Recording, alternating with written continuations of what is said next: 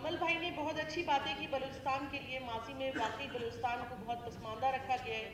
پچھلے 70 سالوں میں چاہے وہ گوادر ہو یا بلوچستان کا کوئی بھی حصہ, کہیں بھی ڈیولپمنٹ میں ہمیں کچھ دیکھنے کو نظر نہیں آتا. واقعی کہ اب گوادر جو ہے وہ ایک بڑی سونے کی چڑیا ہے جس پہ اب سب کی نظر ہے اور اس کی امپورٹنس اجاگر ہو کر سامنے آئی ہے.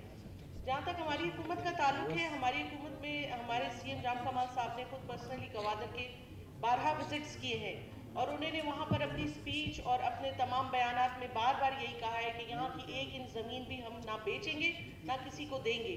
تو یہ تو آپ کے تحفظات میں اسی فلور پہ کلیئر کر دوں کہ انشاءاللہ ہماری حکومت کی طرف سے ایسی کوئی عمل میں نہیں آئے گی حرکت کے جس سے اس زمین کے باشندوں کو کوئی تکلیف ہوگی یا ان کے روزگار ان کو نہ دیے جائیں گے یا ان کے حقوق ان سے چھینے جائیں گے.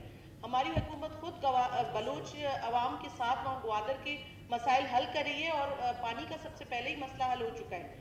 اسی طریقے سے باقی بھی جو ان کے مسائل ہیں, یہاں تک کہ ان کی زمین اس کو 1 انچ بھی کہیں بھی نہ بیچا جائے گا, نہ اس پہ کوئی کمپرومائز ہوگا. ایون کہ وفات میں بھی بلوچستان کے حقوق کے معاملے میں ہم کسی قسم کا کوئی بھی کمپرومائز نہیں کریں گے. ہمارے لیے پہلے بلوچستان ہے اور اس کے بعد کوئی اور سٹوری ہوگی. پہلے ہمارے لیے امپورٹنٹ ہمارے لیے بلوچستان کا صوبہ اور اس کی زمین ہے.